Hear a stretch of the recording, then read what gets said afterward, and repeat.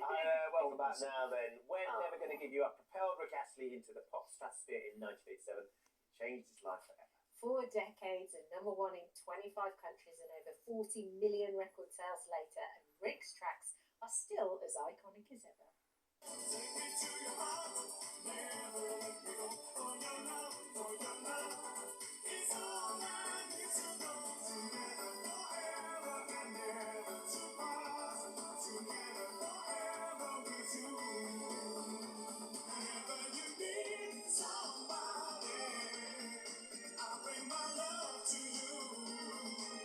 Never gonna give you all, never gonna let you down, never gonna run around and desert you, never gonna make you cry, never gonna say goodbye, never gonna tell a lie and hurt you, never gonna... Oh, and as he releases his best-selling autobiography right here in paperback, delighted that Rick joins us now. Yeah. We were just watching those videos, and we just assumed it's all glamour and superstardom.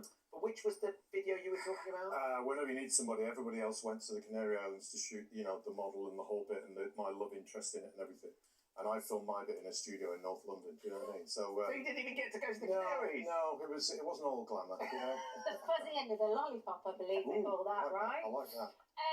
The book is just brilliant. Thank you. I've been listening to the audiobook too because I like the way you tell the story, because no one's quite as self-deprecating as you are about you. But I love autobiographies anyway. I love that genre of you know, and I do read still quite a lot, physical read, you know, especially on the beach. But I kind of like it when the person whose story I'm kind of getting into is actually in my ear telling me this stuff. Yeah. So I really wanted to do that part of it. And also a good friend of mine actually does that for a living.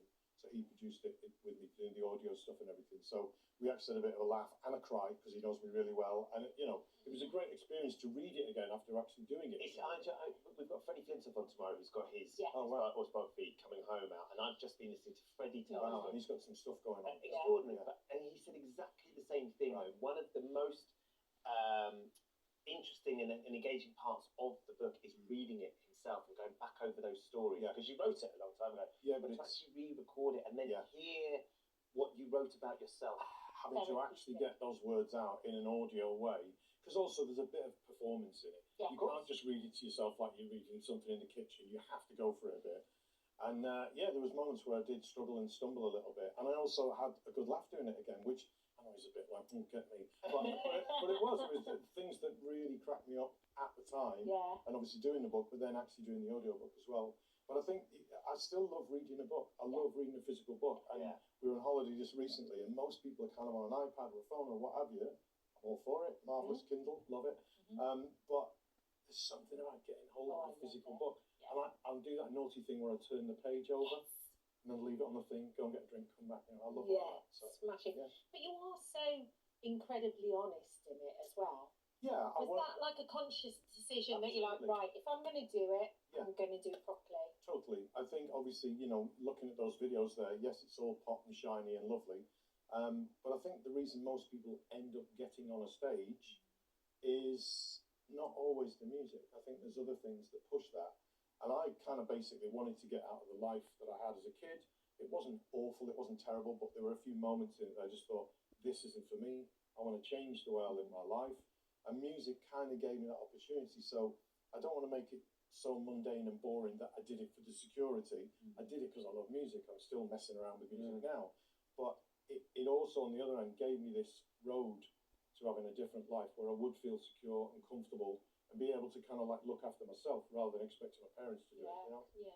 That shift, though, from where you were, your parents split up and you're living in essentially a porter cabin. Yeah, we did, You know, and embarrassed about your friends or people at school knowing your existence, to then suddenly being catapulted to superstardom was in a relatively short space of time as well. Yeah, I mean, at the time, it felt a lot longer because everything does when you're a kid, doesn't it? It just, you know. But when I go back to it now, it's kind of crazy. I met the Stockacre Waterman guys at the perfect moment. Because when I met them and signed a deal, they were just kind of starting out. They'd had a few of their songs on top of the pot, so they were definitely cooking. But in that time of me signing with them and like joining their, you know, thing, stable, it just went bonkers. You know, the Dead or Alive record was massive. Mel and Kim, obviously, Princess, They worked with the Bananarama Girls. You know, they just had so many hits one after the other that I was just in the perfect spot. So when they actually did my song and wrote that song for me, Never Gonna Give You Up, it was just set right with like radio and everything. They were just ready for the next Stock Aitken Waterman record. So that probably, you know, was an amazing fortuitous moment for me, really, just to have met them at that time when they were literally taking off like a rocket. So. And talking of taking off, so you were kind of propelled into this world of fame. Everybody knew, but you were still taking your jackets on your video shoots and doing all that, but everybody knew your face. And then it got to a point where you were supposed to jump on Concorde, wasn't it? And you were going to New York. I was meant to go to New York to do one of the big TV shows there, And I've been taking a few trains in Europe and stuff doing promo. Yeah. Because I've just developed this fear of flying, and I still don't like it. I am going on a plane later, but I don't like it. I'll be having a nice martini before I get on there. Just one, by the way. You're okay. I'll only have one. I don't like it now, and I think what it is, it goes back to what I was just talking about. It's about control. I still like to drive myself to gigs. I do jump on the tour bus, but I very often, even in Europe and places, I've actually driven across Australia twice. Really? Doing gigs, Well, that's not a small country. No, and I like to get behind the wheel and I do the driving. And it's control. It's like, I've got this, so the other stuff I can't control, fine, I'll, you know, let the wind take me, but what I can control, I like to control. Do you think that comes from your childhood, the instability of your mum and dad? My mum and dad got divorced when I was really young. Yeah. They had some horrendous things to get through. One of their children passed before I was born. And I don't think you don't get over that. You just learn to live with it and try and deal with it in whatever way you can.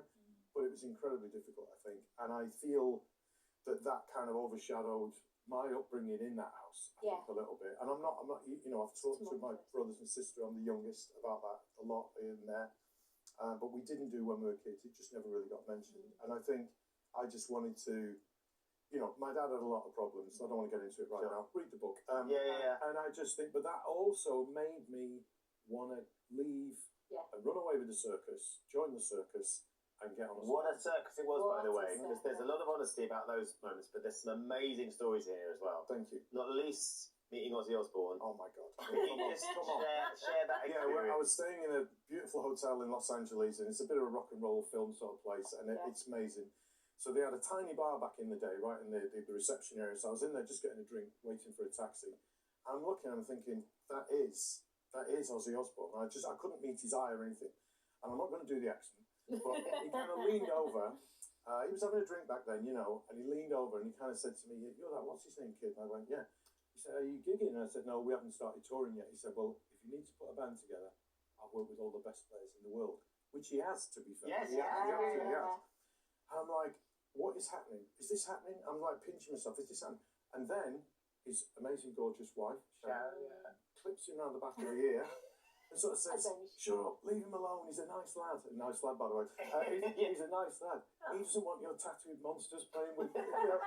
So I was kind of like, hang on a second, Ozzy Osbourne's almost put a band together for me, and now Sharon's just kind of nixed that one. So, but just, and I think every now and again you would in that bubble that I was in for those few years, you'd come across situations and people that, to be honest, also I wouldn't have thought he'd even give me the time of day or even knew I was. Yeah. But he was totally the opposite. I think that's. I mean, obviously, sadly lost Ozzy recently, but it's a real reflection of sort of the image you have of somebody, but actually who they were. Because both he and Sharon as a couple were just. I mean, obviously, you know, and we know a bit about his life story. He's definitely had some moments, right? And he's had some ups and downs and everything.